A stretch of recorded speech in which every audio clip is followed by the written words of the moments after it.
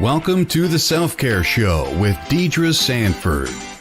Although holistic and alternative healing methods are becoming more and more mainstream, what method is right for you? How do you find a practitioner once you've chosen to explore an alternative therapy? Each week, Deidre will explore a different modality with practitioners who will explain their modality and the benefits they and their clients have received through their sessions. She and her guests may also offer live readings during the show. Now, your host of the Self-Care Show, Deidre Sanford.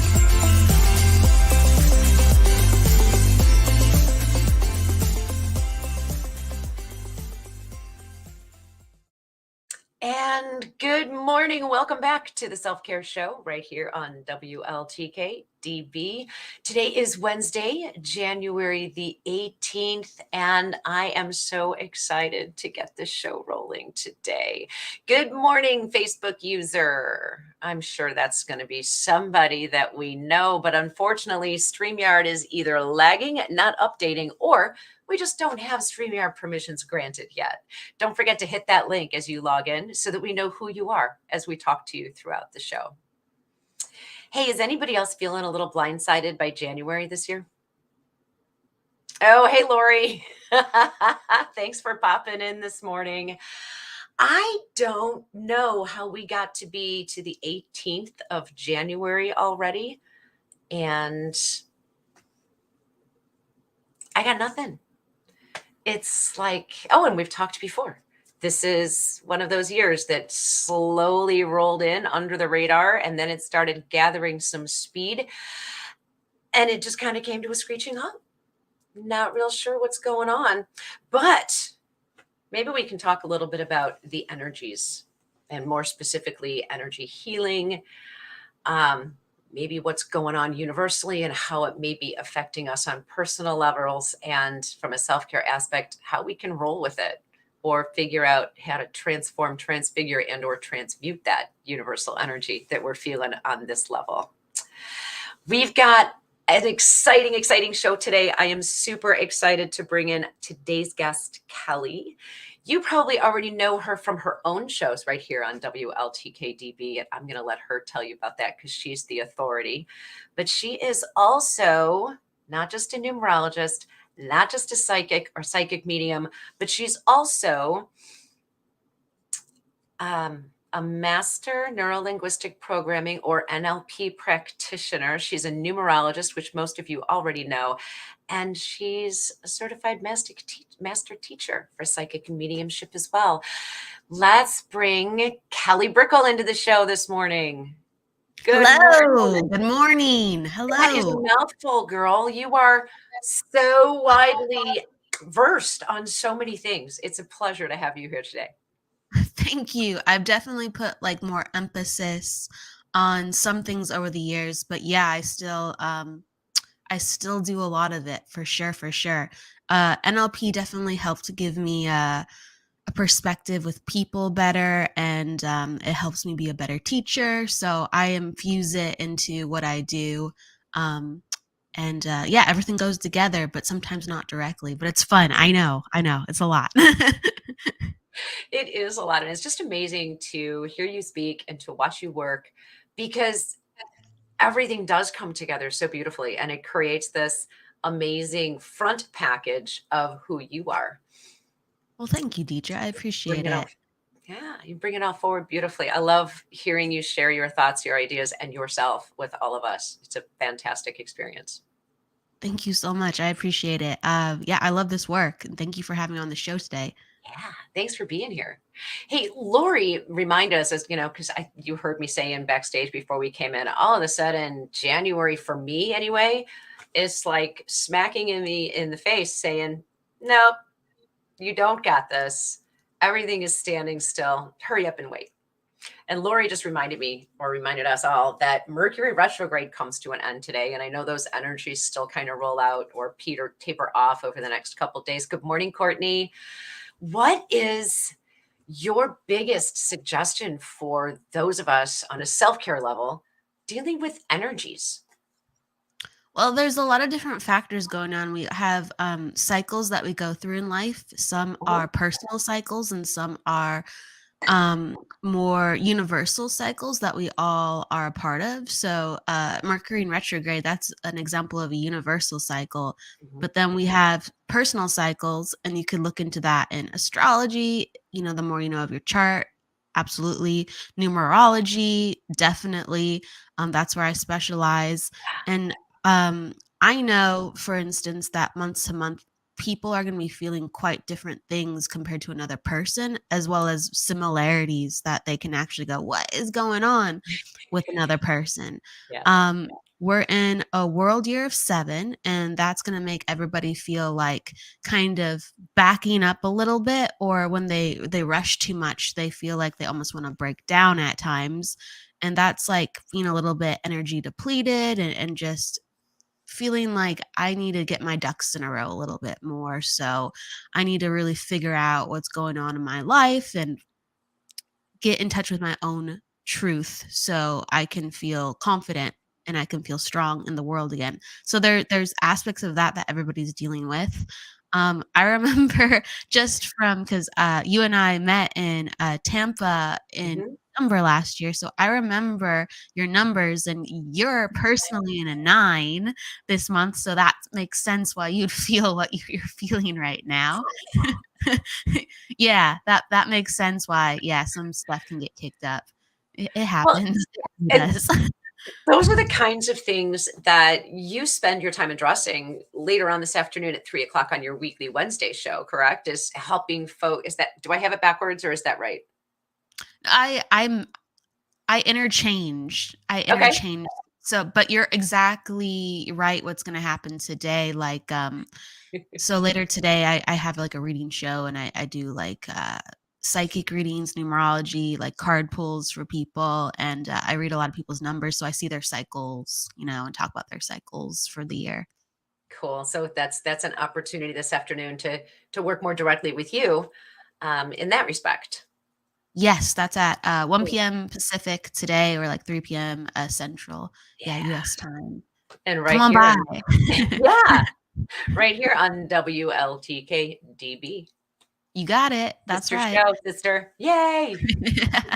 Sister shows, that's right. Love it. So I think the topic of choice for today was energy healing, and I believe more specifically Reiki and some chakra balancing information. Yeah, yeah, just hit me Really? however. Yeah, for seriously, hit me however. With self-healing and like chakra, excuse me, I said self-healing. I'm thinking about the show. With chakra balancing and like Reiki, I do think that there's some really important things to talk about energy that can translate. But honestly, it trickles into everything that I do. So just, yeah, let's go. I'm happy to talk Well, about it, whatever. we all have different jumping off points. And I know for myself and for others, some others, Reiki was kind of their gateway to the world Mhm. of energy. And how did Reiki show up in your world? So, it first showed up in my world because I heard about it when I was younger. So I grew up in Illinois, and I had heard about Reiki, but I didn't know much about it initially. And then my mom knew some people who did Reiki, and I was like, Oh, cool. okay, well, yeah, I know just the basics, like it's energy healing, and it can, heal, or it can help with how you feel. Like I just, again, very generalities, right? And Mhm. I was really curious about the energy component because I was starting to like meditate and develop myself. I didn't know anything super formal. I just wanted to Great. know, like, okay, I want to know more about like this thing called energy, and let me just try it out because I'm investigating how real it is, and I do feel it's real. But it was like, that's how I came in. And so my mom knew somebody who did Reiki. And so I went to an appointment, and I was intrigued by it. And she just made it really welcoming for me too. Like she always had different pendulums out, and she's like, which one would you like to use? Like, which color? So we'd like feel out the colors, and then she'd have like a little report written down like after she worked with me. And so like we would talk about what she felt and stuff and what it represented. And yeah, it was really cool. It was really cool. So I was very, very intrigued because it was like a reading, but it was a healing more so, of course. Cool. Right? Right? Yeah, I liked it. I think primarily when most of us think of Reiki, we think specifically of the healing aspect of Reiki, like a Reiki practitioner working on a client, helping to clear energy, right? Make you physically feel better, or I guess more commonly described as decreasing stress. What other aspects of our worlds, hi Aspen, might Reiki energy work itself into? How does that apply on a broader spectrum? Oh gosh, it applies in so many ways. So everybody receives healing in the way that they need. And Hmm. so sometimes it can open up that energy space for something small. Sometimes it can open up the energy space for healing something quite profound. Like people might walk away and say like, oh, I had a shoulder injury and I've had it for 8 years, and the session took away that shoulder injury. And you have like fantastic results like that, or people that are in tremendous pain and it's considerably reduced. And then you have other things where people have more like, I guess, minor issues that aren't in the forefront, and it changes the way that they feel on their day-to-day basis, where they're more at ease. They're like, I don't know what it is, but I know I feel better. I know I feel clearer. I know I have more energy. And so one of my favorite things, at least with my experience, is when a Reiki session or energy healing session is done, I usually notice within the individual that they sustain the energy throughout the week. And like the peak is like the first 3 days. Nice. Yeah. Nice. That's so amazing how playing in someone's energy field, and I don't mean that in a derogatory way, but working Yeah. in someone else's energy. Hey, Tim, welcome this morning. How much of an impact that can have emotionally, it can have physically. How about Mhm. mentally? Oh yeah, I think like, it's like synesthesia. When you're in someone's energy, you're going to get hits, you're going to get sensations emotionally, mentally, and physically all the same time sometimes, you know what I Wow, mean? Yeah. Oh yeah, it's can like be just overwhelming. it can be sometimes. I think like with enough, if you're open enough to do this work and you like people enough, because you're going to have to feel a lot of things that you're probably not going to love always. It's not hurtful, it's not purely overbearing in itself, but you're going to feel sometimes when you're working with people their pain physically, mentally, emotionally.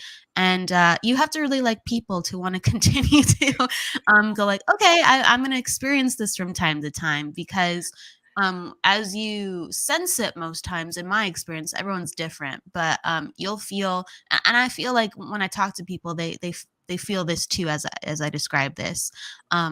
The many people I've talked to, they feel it like it's their own. So if you think a thought, you're gonna think it like it's your own, even though it has nothing to Mhm. do with you. It has to do with the other person. And if you feel an acute pain, you're gonna feel it like it's yours and it has nothing to do with you. And some of those things are not as, I guess, intense as you'd imagine. And sometimes every once in a while they are.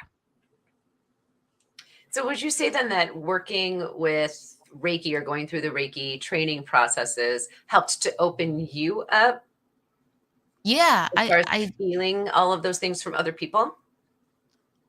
For sure, for sure. So, I do think when you are doing Reiki, it opens up your awareness with your sensitivity within your body, Mhm. because you are channeling energy to come into your body, like you're becoming a bridge, and essentially becoming a medium for a conduit of energy, right? So, and you start to actually pay attention to your body. Oh, my energy is going to go into the top of my head and out through my hands. And what does that feel like? And so you start to train yourself to be aware of something so subtle that Yeah. normally we probably just overthink. And so it lends itself to other subtleties and energy awareness that maybe we didn't quite experience before. So it's great training and it all goes hand in hand. Absolutely. And I know, just to follow up with the last thing I'm very enthusiastic to add is, so I do a lot of healing still. I do make time within my healings to actually do a fair amount of reading work. I know how to separate the two, but they kind of just go hand in hand for my Yeah. style. And I can sense things very easily within the body because for a reading, because of all the time that I Yeah. spent as a healer with the body, observing the body. Does that make sense? It does. And I kind of tripped into my psychic and my mediumship because I was doing exactly that. I did Reiki to level 2, and then I studied pranic healing. And what I learned Yeah. was, as I was working in someone's energy field, I would get information. And Yeah. at first I was like, what am I going to do with this? Why do I know this? I don't understand. And then I learned that as I shared that information with my client, they understood. So it really wasn't for me at all. And that's kind of how I started to realize maybe some of these things in my head, I'm not crazy. Maybe they're valid. Maybe there's something to all of this. Oh yeah. And you start having well, you get really curious, right? But you get a little bit, I think, gentler on yourself in general because you notice what's in someone's fields, like their auric field, their body, their space, their mind, their heart, and you go, "Oh gosh, like that's a terrible weight," or "Wow, that's not fun to feel." And then you think about all this stuff that you're carrying personally, like, when you leave the session, you go, "Oh gosh, like that reminds me of me," or "Oh Yeah. gosh, like I it's doing holding all this stuff does detriment to me," and you get way more compassionate, like Yeah. way more compassionate of the human experience and how to self-care for yourself. So Reiki has taught me the most about self-care for myself, absolutely, of all the modalities, and chakra balancing too as well. Yeah. That it's so interesting how we just walk into, accidentally or consciously, the tools that we need along the way for ourselves, right? Yeah. They just kind of show up and we may not realize that that's why they're there. But when we get involved in it and we start paying attention to what we're doing, we think, oh, wait, how does this apply to me too? You run into Yeah. that. You can't, at least in my experience, the more you do it, you can't separate it from you're the understanding for how it applies to yourself. But you're right. We find the things that we deeply and truly need. And I'm just very lucky that something like energy work can completely transform my life and how I understand my self-care.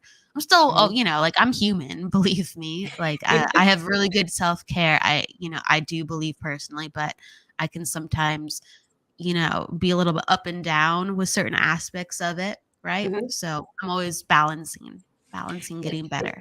it kind of ebbs and flows, like, oh, I need this aspect of self-care. And as like for me, as I roll on through my days and all of a sudden I trip over something or I find a stumbling block, well, okay, maybe I need to change my self-care routine. What am I not doing for myself that can help me work through or work around whatever's happening?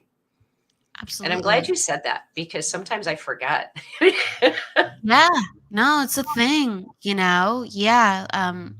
I think in life there's so many things that we forget, and within spiritual work, it's our duty to help others remember, and we try to help ourselves remember at the same time. And we're lucky enough to do enough reparative and restorative work that we do, I would say, remember more than average. You know what I mean? Much more than Mhm. average, but still, there's moments where I'm just like, why am I not just? I have a simple fix for this. Why am I not doing this? Right. Right? Like, And my answer of, and maybe this inspires some other people, when I'm out of alignment, it's like, that's exactly what it is. It's like, I'm not going to feel like I'm in a place to even think about that, right? Right. And if our intention and our focus is not even there, then that's why we end up in the places what we do. So we have to return attention and focus into our life. So it's really, I would say, pick up things that are passionate, that remind you of who you are, because you'll have less gaps in why did I do that? Because you're constantly remembering who you are and being in touch with your authentic spark and energy. And that's incredibly healing and protective, and starting your day with intention. All that stuff is super helpful. Do you find that as you come back to self, when you sit down and really focus, especially in the midst of something that is physically, mentally, or emotionally uncomfortable, where you feel like you're out of alignment, when you sit down and reconnect with yourself, it gets easier almost every time. And as you continue to practice doing that, this different shift in energy, all you have to do sometimes is just change your focus back to yourself, and whatever that is kind of falls off. I think that once I've actually given myself the focus and permission to go, like, you're gonna sit down and meditate, because I've gone through periods of my life where meditation is profoundly easy, and then other times where it's like actually Yeah. difficult. And the most difficult part, I would say, consistently is um just sit down. Just Yeah. literally sit down. I Right. have, like, massage pillow at this point. I didn't always, but I'm like, "Just sit down in that pillow. Just sit down in that pillow." And so as soon as I sit down, it is actually very, very easy because of all the time I've put into doing that. But sometimes it's not easy at all to just sit down Right. and, just focus on that. And so over the years, I think, that's been difficult at times. There's even been times where I'm like, I don't want to sit with myself, because I used Right. to, it's like all about, again, that balance. And I think when I first started my spiritual development, not that I meant, I don't know. When I say it, it sounds funny coming out of my mouth, I feel right now, but I feel like, in a way, that I almost meditated too much. I know that sounds very weird to say, but then I went to my own kind of, like, psyche. I'm like, I'd rather tackle things a different way than life. And so there was almost like a resistance to meditate, Mhm. even though it so greatly Yeah. helped me. I was like, no, I don't want to stare at a wall for an hour. Sure, it'll be helpful, but I just feel like I would like to cultivate some other skills with dealing with things. And now I've come around full circle. Like, but yeah, I think that's my obstacle at times. It's just like, just sit and close your eyes. But that makes sense, though. I mean, if we think about how society is geared and how society has changed, we're not geared, taught, trained, or even really aware that that's an option for us to just sit down and stop. Mhm. Sit down, stop, and take stock. And maybe it's not stare at a wall for an hour, or maybe not even 10 minutes. Although I was talking with a client the other day, I'm like, I know meditation is a bad word. People don't like that word. Give yourself, set a timer for 5 minutes and just try to sit still. Yeah, And for sometimes real. it's almost like pulling back in your own energy. It's like, where am I leaking my energy, and what, and where have I Mhm. depleted myself? And so when I take a moment to just sit and be in my own energy, it almost kind of calls my own energy back and It helps me does. to gather myself again. 100%. And, people have different experiences, I think, when they first start and they first understand about themselves. Mhm. But I think everyone can say, once they, start to have it be a habit in their life in some capacity, they start feeling all those things. Like, yeah, it starts becoming less and less different for people. When you start, oh, you got that, you're able to do that.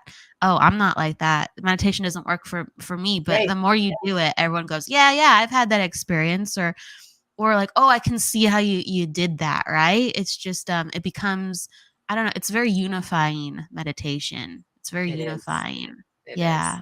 And Aspen pointed out that she loved the way you had worded that previously, but she says she likes to visualize her whole being just being wrapped around slowly into the ground as if her feet were connected to the roots, and just feel the energy transfer from the earth to me and slowly breathe. That sounds lovely. That's very, very powerful for grounding energy coming in. So that'd be great for mediumship and healing work and All kinds psychic of work, stuff. of course, too. But I'm like, oh, that's very healing energy. You gotta, if you're not doing healing work, please do it. Right? Sit down, focus, take a minute. And to the point, Tim says, I don't count minutes, I count moments. And you know what? Oh, I like that. That's okay. We all get what we need in the way that we need it. So maybe you need a moment today and tomorrow you'll need 2 or 3 minutes, but giving yourself that grace to stop and find what it is you're looking for is important, whether it's a minute, a moment, or an hour with a blank wall. It's all beneficial. I do. I really. Oh, go ahead. Go ahead. No, go ahead. I was gonna say. I think that. What happens when you put two shows together? Oh, I think people just they get excited, right? Then I'll go really quick. With Tim, I like how you put that, because I think one of the most powerful tools that I have at my disposal for my alignment or even meditation is I have these really quick, you could call them reminders, or you could call them meditations. And sometimes they're 30 seconds, sometimes they're a minute. But if I'm tired, like, I have certain things that just help me, where I'll close my eyes and I'll imagine, like, golden light around me, or, I'll imagine like red light coming up from the earth. And I'll give myself certain types of color and energy where I go, oh, I just immediately I feel better. And it sounds funny, but literally it could be 15 seconds. And I'm like, okay, all right, actually now I have what I need to actually either get out of bed in the morning, or now I have what I need to actually feel that motivation again. It like just gives me this flow, like, this state that I put myself into gives me this flow where I just have tremendous faith, where I just have to sometimes just concentrate in a certain way. And I'm just like, okay, now I'm back, baby. It's like that. It's almost like compressing the time that it might take someone else, and part of that is based on experience, and part of that is based on how much do I actually need in order to get myself reorganized. Yeah. And it varies Correct. based on where we are. And you know what?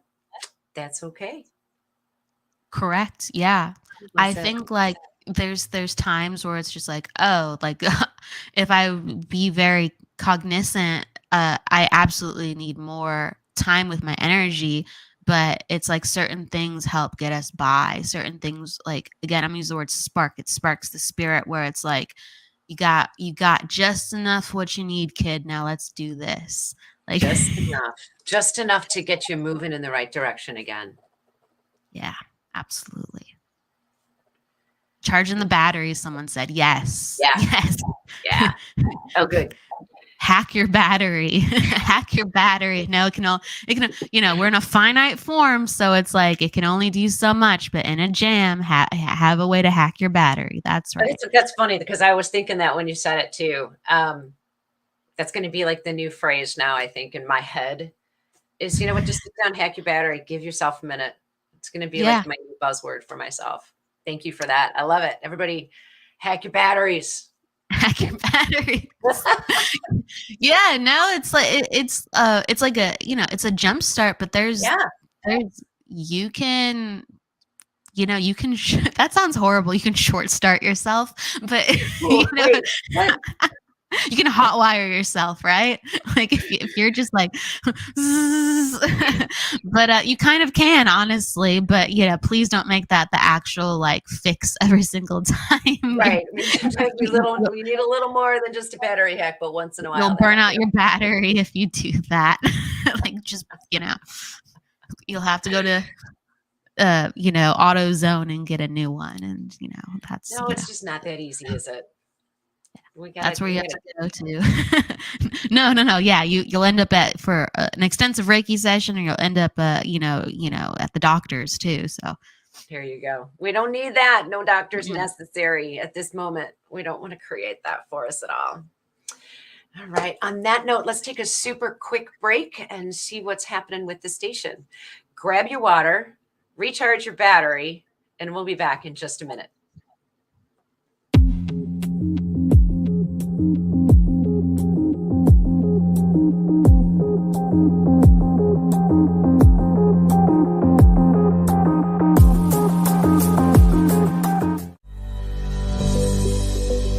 Certified psychic medium Stephanie Lynn creates an authentic connection between the living and the spirit world. Stephanie knows she is here to help heal, educate, and provide validation that there is more after death, and allows herself to be a conduit and work as a team with spirit to pass on messages from their world to ours. Stephanie Lynn also works as a spiritual life coach to help you achieve, create, and manifest your best self and life. Looking for help communicating with an animal? Searching for a past life regression therapist? Or dealing with a paranormal experience? Stephanie Lynn is here to help. For a list of full services, visit her on Facebook under Stephanie Lynn Spirit Sensitive. That's Stephanie Lynn Spirit Sensitive.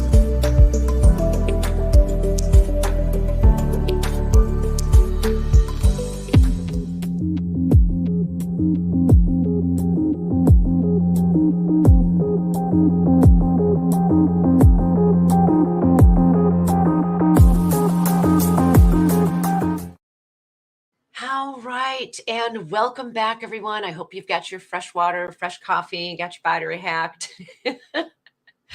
Thank you for sticking with us this morning, and welcome, Haley. Thank you for joining us. Sorry we cut on you right at the break, but we're back with you now. We're talking today with Kelly Brickel, who has a myriad of practices that she shares with everyone, and she's a master teacher of several different things.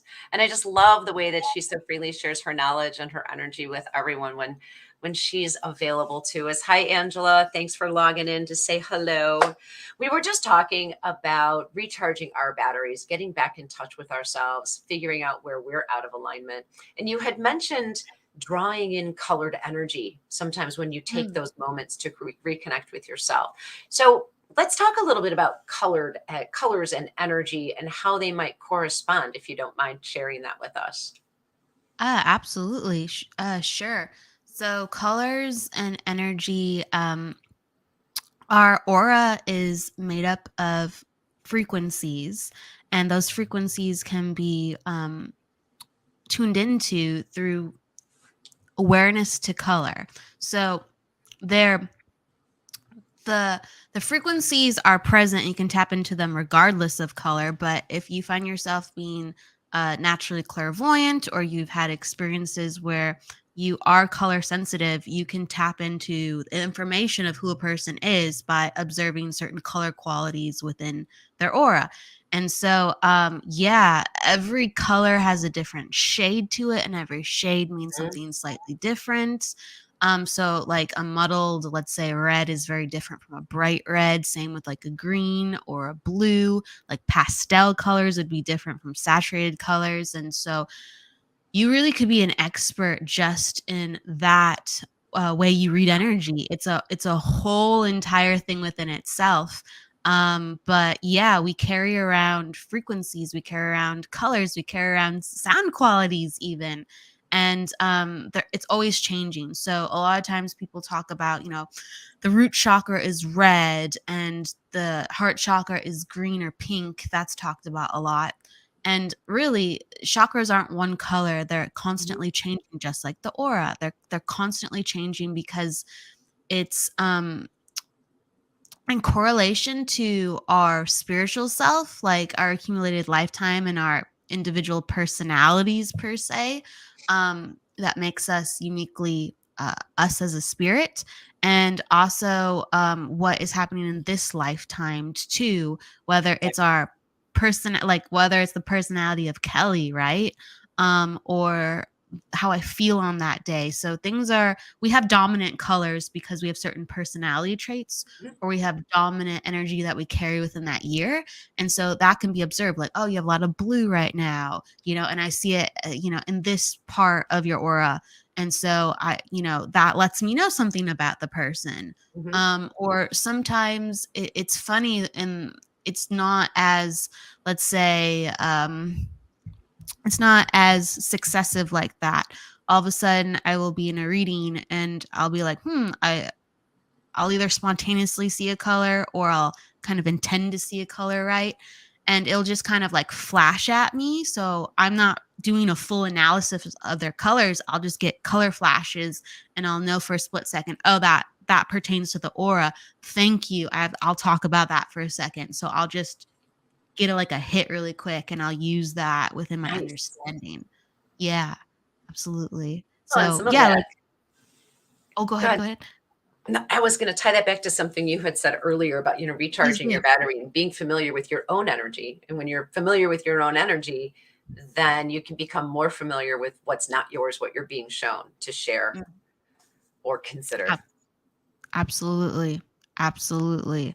Yeah, it's just becoming more and more aware of that, because it's very fascinating. And again, we just become more compassionate, we become more aware, and that only is ever a good thing. When we have those things within our life improves and we have less problems. Um, because, like, think about it. Have you ever felt like, I think people have, like, if no one was around right now, I would have less problems. There's some people really want other people around. I get it. But sometimes a lot of your problems maybe are not just yourself, and you just need a break, because you're just, Yeah. maybe that phrase, where you're lighting the candle from both ends. I'm not saying it correctly, right? But you're just, let's say you're just overworked and you don't have enough downtime. You don't have enough. Mhm. I think I think that's it a lot. We don't have enough time, and we feel like, like, Yeah. do I really have to go out? Like, I know sensitive people really can feel that. Do I really have to go out and do this? Like, I don't exactly feel like right. And that's the thing, cuz it's just like, if we just sit down and pay attention to ourselves, actually we can feel quite right, pretty, I think, faster than most people would imagine. A lot of times we're so trained to just go out in the world and get things done, and we already feel personal discomfort, and then we feel the personal discomfort of other people, and then being outside sometimes can feel just very weird to be. Right? Go away so I can miss you. Go Right? outside and see her. Well, kind of it. If I can get rid of all the crazy and all the clutter and the chaos around me, I feel like when I'm able to settle within myself, then I'm back on base and I kind of miss some of that crazy. Do you know what I mean? Like, miss the Yeah. outside stuff, and then I can start up again and walk back out the door. Casey said, burning the candle at both ends is what you were looking for. Good morning, Casey. Thank How you. are you? Haven't seen you yet today. It's great that you're here. Courtney's wondering, what is a good way to get out of addiction alone through spiritual healing? That's a huge topic. I think that's a show in Yeah. and of itself. Yeah. Yeah, that's a show in and of itself. It's a really poignant question too. So addiction comes in many forms. Many forms. You could stay up every night and be watching too much TV, and that's an addiction. Like, you can't Right. break it, and it's not good for you. Any pattern that you find yourself, you can't shake, that is not leading to good things in your life, that's an addiction. So we all have them. Um, Energy healing creates flow, and Mhm. when we're in a loop, what we're doing is we're repeating patterns, and most times it's a subconscious experience, because if we're conscious of it, we can start to change it. But even Yeah. if we're conscious of it, we're still going to be led subconsciously by the behavior primarily. So energy healing and other um, energy awareness regarding can guide an individual to start, manifesting um, that change through the awareness of, Yeah. hey, this is what's going on, or talking about the energy, or even in energy healing sessions, you don't really have to even talk about it. Sometimes it's something is healed within the energy that reduces the need to cope in a certain way. Right. I'm with you on Yeah. that. And Yeah. there are so many different aspects from which that can be approached. And some of it is also epigenetics, which can be tied Mm. energetically, or which are tied energetically into your lifetime, from people who came before you, as it gets passed down through you. So yeah, again, it's a really good question. And there are so many different answers from so many different aspects. I'm glad it came up. And Epigenetics is then it's a good time. It really it, is. it was Aspen who was asking, how would one go to see their own aura, or draw their Oh, aura to see the different colors we're experiencing? Two or draw questions. their aura. Okay, yeah, Yeah. like the drawing part. I was like, oh, Yeah. interesting. So there's different ways to go about seeing your own aura, and one of my favorite things is like if I have people with me like in a class, if you're actually physically with me, I actually have a lot of techniques where you can actually have some good aha moments. I'm always trying to, I'm not putting too much pressure myself, but I'm always trying to replicate how I can do that online with the same easiness. Mhm. You know what I mean? Because Yeah. online, I'm just like, look here. And it's just, you kind of can't quite see it the same way. You can and you can't. So, what I like to do, since I have a lot of people online asking me that question, I do teach a clairvoyance class every year because I'm so passionate about Oh, helping sweet. people see energy. Like, I think like feeling and seeing are the two energies I work the most with. Um, and that's why I really like to give back with my knowledge in that capacity a lot, in the scene portion. So, what I have people do is I have them get associated with even seeing colors in their mind's eye first, Mhm. right? Because a lot of people, when they're looking to see an aura or they're looking to see color, they're thinking about how they experience color. Like if they're looking at a flower, like a red flower, like, oh, that's a red flower. How do I know it? Because it's red. And you're using your physical eyes to see that red Uh-huh. flower, and that's how you've been taught your entire life how to see with your physical eyes. And so what you have to learn how to do, not everyone needs to do this, but a lot of people need to do this, and it's super helpful, is you need to teach yourself how to see on the inside, In your not on mind's the eye outside. inside. Correct. And when you teach yourself how to see on the inside with your eyes closed, so imagining the red flower and seeing it with your eyes closed, and maybe you have to develop that. Maybe you can't see a red flower easily in your mind's eye. For other people, they might be instantly able to do it. And not only do they see the red flower, they see grass and they see clouds, and they're able to feel the wind on their face, and they're able to see like a ladybug flying by. Like maybe they have this full rich sensory experience. But you have to actually develop that to a certain degree. So you're not seeing a physical stimulus. You're actually being stimulated by energy, and you're using your brain in a different way. Mhm. So, people have to learn how to see colors without actually opening their eyes. And once they're able to do that, they actually, when they have their eyes open, they can see the energy of a color and not just physically what's in front of them. Nice. So it starts with retraining your brain and seeing it in your mind's eye.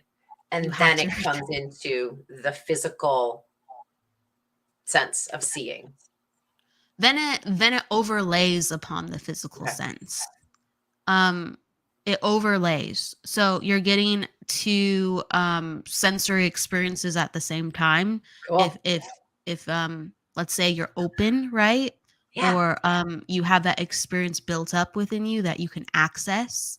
um it could happen randomly to you at the same time, but you're able to experience both simultaneously, or one will take dominance over the other. So if you, let's say, meet somebody and all of a sudden you see like a flash of a picture of their energy or a color, what happened, if it's strong enough, is that the spiritual or your clairvoyant side of seeing was more dominant in that moment than your actually physical seeing. Okay.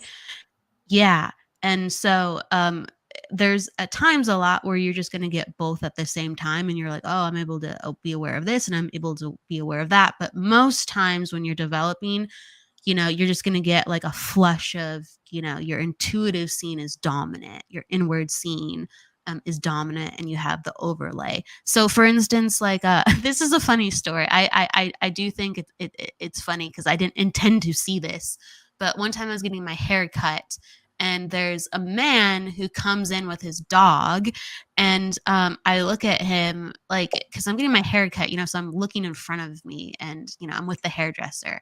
But this man comes in, and I look out of the corner of my eye, and he looks like Brad Pitt, right? So if someone, you're just like, oh, okay, hi, right? You're just like, interesting, right?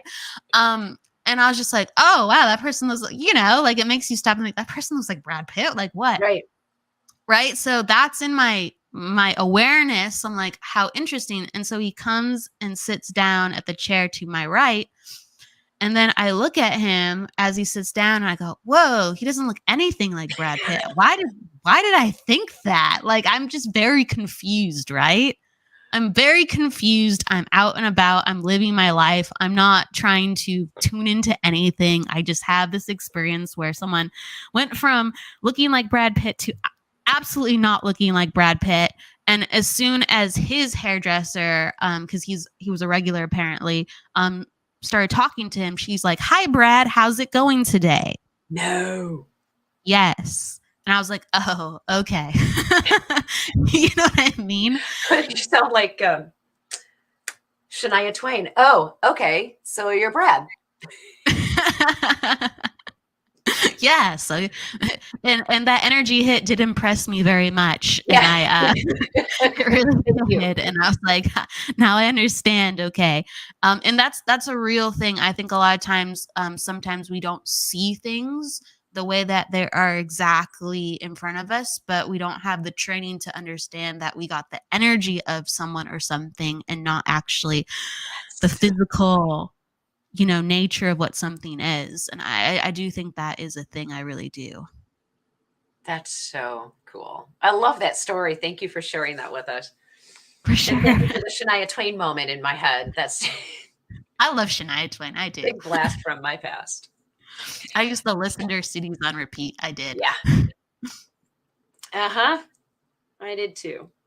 I know that you've already given us a lot of information today that we can take with us and work on applying to our own lives, or figuring out how we might apply them to our own lives. Maybe even deciphering some things that we see, especially from this last portion, how it shows up in our lives, and then we turn and look and it's completely different. And what was that really about? It helps us all kind of make sense and maybe retain a little bit of our sanity at the same time.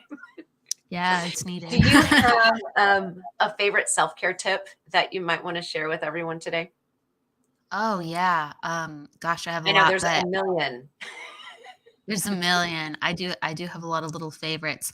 I think one of my go-tos, it sounds very simple, but it's very powerful for me. I try to take salt baths, and a lot of times I just do foot salt baths, and I'll do it with Dead Sea mineral salts. I really like the properties within the Dead Sea minerals. I find that it's just more saturated. So when I soak my feet in like the tub, or soak my my physical body, I just feel the effects much more prominently. And it's just I just always have Dead Sea salt. Everybody, Dead Sea salt, the mineral content is excellent, so I'm just putting that out there. And I find that when I use salts, whether I have a Himalayan salt lamp actually right next to me, it doesn't even have to be on, but what's happening is there's salt going into the air. And so you have like, the minerals, and you have the negative ions, and it negative ions, when they hit your field, they relax you, and they actually help your body to regenerate. When you're stressed out, you produce positive ions. So the power of salt is crazy. I'm telling you, like, salt is incredibly, incredibly healing. And when I use it, and it absorbs into my body, like through the salt foot baths, I immediately feel a certain physical, like, level of Yes. relaxation that Yes. is very different from energy healing. You can produce that same result, of course, but sometimes I just need that physical support, and that's a very quick way for me to go, and it really changes my anxiety. Sometimes I have anxiety and I go, okay, break out the salt, and I'm just like, oh, I feel like tremendously better, and it's like a 30-minute soak, and I'm telling you, Yeah. it's tremendously better. Or if I feel like it's important to release energy, because we take on things. We take on things when we share energy with other people, and sometimes we take on more than we realize. And again, when you put salt in your field, it cleanses it, Hmm. and you don't have to think about it. You just soak your feet. Right. You You don't have rest to your mind. actively Just do soak your anything. feet. Right. Just Yeah. be in the space, put your feet in the water and the salt. I've talked with people about that previously. We've talked about salt baths in general. I talk with friends about things like that. And people sometimes look at me quizzically, like, why salt? And I think the easiest way I have found to explain it is, well, so you go to the dentist and you've got an infection or a sore in your mouth. What is the first thing the dentist tells you to do? Mhm. Rinse your mouth with warm salt water. It works. Oh, we can equate it that way on simple terms. But yes, I love that you talked about a salt bath. And if you don't have time or enough salt maybe in your mind, or just can't devote to a whole 30-minute bath, then the foot soak is a great alternative. I love that too. Absolutely. Yeah. Absolutely. And I know people who literally do that every single day. And they how can I put it? The more people, like, are involved in this work, and they're seeing other people within this work, if they can remember, like, if they create like the practice, I do see that they use it far more probably than, you know, the average person. They'll be using it every day or several times a week. Like, my regimen is sometimes every day or several times a week, so it just depends on what I need, but I probably would feel great if I did it every day. Um, but yeah, that's how much it helps me. So I'm a Yeah. big advocate. I'm a huge advocate. 4-pound boxes of salt from your local grocery store. I prefer like canning and pickling or non-iodized salt. I don't know how you feel about the iodine.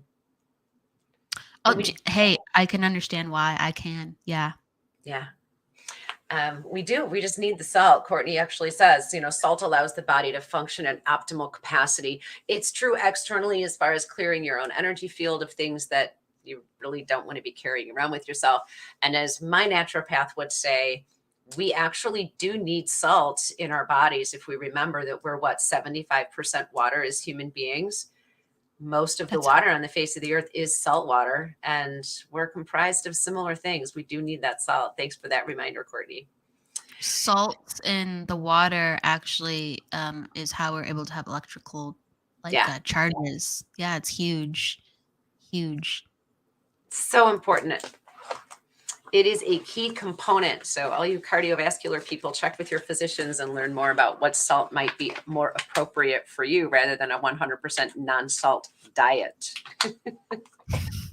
Yeah, I'm actually, that's interesting that you mentioned that. I'm very sensitive to salt, probably not as much as I used to be, but I always, as a kid and teenager, was very, very sensitive to salt. So I'd actually try to not have it. That's how sensitive I was. Like, in most forms, I would try to actually never have it, or I'd choose actually things, even as a child, that would have less salt as much as possible. Yeah. And then I reached a point where I was just like, oh, apparently my body was unbalanced, so that's why I was having those reactions, and now I can actually feel how it serves me in a different capacity. Absolutely. It's always so much fun to talk with you and fascinating to hear the different tidbits of information that just so naturally flow out of your mouth that you share with us. Thank you for taking the time to do that with us this morning, Kelly. I know it's early in your world. I appreciate you rolling out and jumping on the air with us today. Thank you. I appreciate it. I do. It's great being here. So you said your show this afternoon at 3:00 Central is going to be a reading show?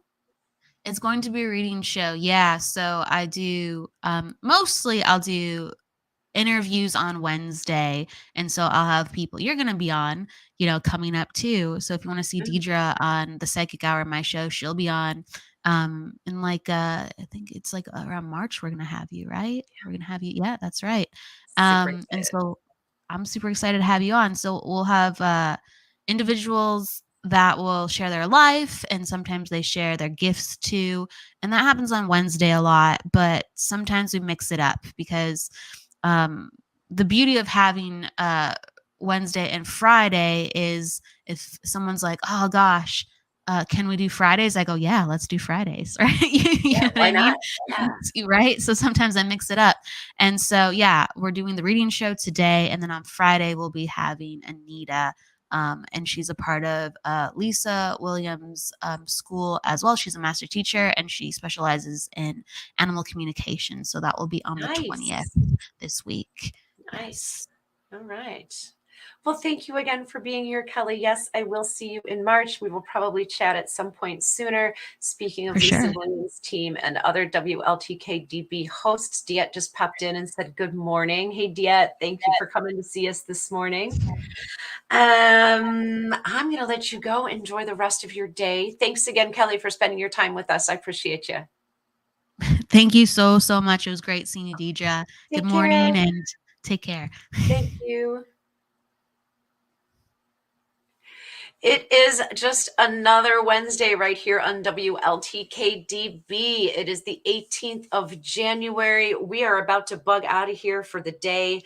Don't forget to tune back in at 3 this afternoon when Kelly's back, and a reading show will be happening for you today. So if there's any lingering questions, thoughts, thoughts, or anything else like that going on, check in with Kelly this afternoon at 3. And then I will see you guys tomorrow morning at 9 o'clock. I have been honored to be asked to check in with Stephanie tomorrow morning at 9 a.m. on Chat with Charlie. So I will see you guys tomorrow morning. Enjoy the rest of the day. Thank you for spending your morning with us. I appreciate you being here. We'll talk to you next week. Enjoy the rest of your Wednesday. This has been the Self-Care Show. I am your host, Deidre Sanford, and you're watching WLTK-DB. The truth is here and now on WLTK-DB Talk Radio at WLTK-DB.com.